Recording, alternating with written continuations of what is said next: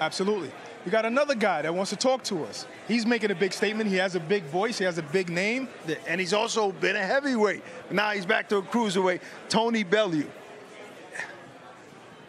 What's up, champ? How you doing?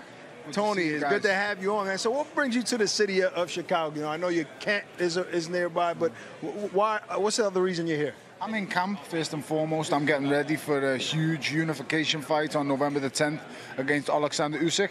But then taking that away, I'm here to support my gym mate, which is Gavin McDonnell, in a world title fight against Daniel Roman. So it's a stacked card. It's a brilliant event. I'm looking forward to not just my gym mate winning a world championship, but there's also many other fights on the bill, as you guys have spoke about. I'm looking forward to seeing it all.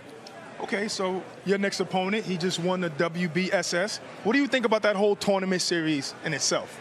I think it was very good. I see why it happened and why it needed to happen. It brings all the belts together, and it gives a chance to the sport to recognise one face and one champion at one weight. Right. It's just a shame that I'm going to have to take that from him on November the 10th. You know what? It's funny you bring that up. You know, you're the more outspoken guy, yep. But people kind of looking at you as the opponent, as the B side. Usyk just signed with Matchroom. It's a big deal. He won, beat Usyk. He's a hell of a fighter. So how do you feel about being the B side? Oh, make no mistake, in this fight, I'm the A side. This happened on my terms. Right. You got to understand, when we came to the negotiation table, he brought the hardware, I brought the paper.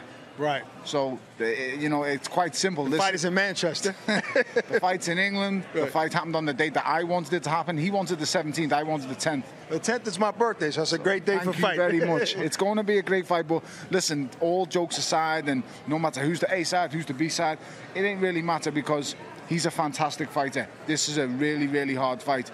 A defining fight in my career and his.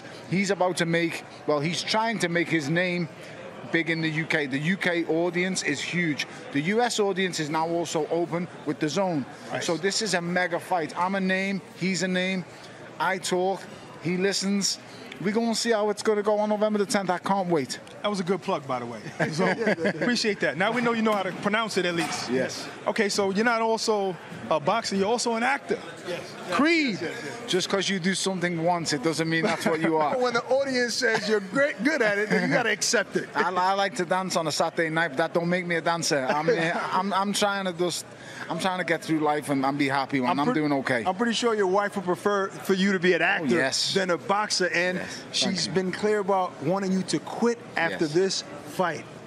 Will that really happen? I mean, you're a fighter at heart. She didn't even want me to do this fight, if the truth be known. Wow. So we were on our honeymoon, and we were 2 nights into the honeymoon, and then I was in a bar with me and her, and then before you knew it, I was watching Usyk and Gassiev on the mobile phone, and at that moment, she knew I wasn't retiring. And when you was watching it, what you were saying, I could beat this guy. I know I could beat him. I know I can beat any cruiserweight in the world. There's only one cruiserweight that would have whooped me, and he's long gone. That's Amanda Holyfield. Of course. That's the real deal himself. And a lot of fighters tend to want to leave on top. It rarely happens. They always go that extra mile until they lose. Yes. To this point, Andre Ward has been won. We don't know if he'll come back. Right. But do you think you have the chops to win a big fight against Usyk and then hang it all up? Oh, yes. I mean, I just won 2 mega fights, huge fights in the UK against David Haye. The great David Haye, the former heavyweight champion, the former undisputed cruiserweight champion of the world.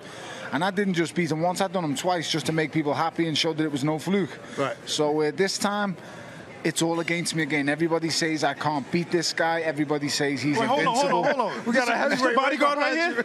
The champ is here. The champ is here. What's going on? One of my favorite UK guys right here. Thank you very much. For one of the realest guys in UK, knock him out, give him some water all day. Big baby Miller, man. So, thank you.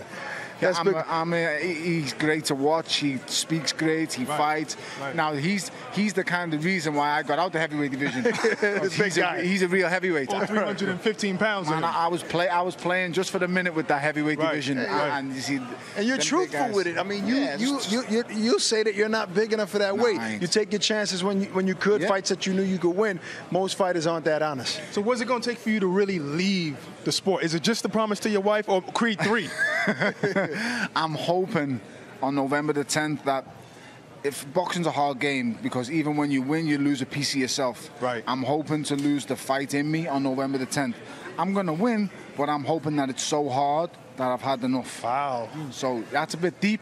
Wow. Wow. You guys, as former fighters, you guys know what I'm saying. Absolutely. I want this to go through. So. Right, because the desire to fight never really dies. Never goes away. And so somebody got to take it from you. Ain't no one going to take it, but it's going to die. November 10th, tune in, guys. Watch Dazn. There you have it, folks. Tony Bellew. We're here in Chicago, Aachen Barak, Dazn.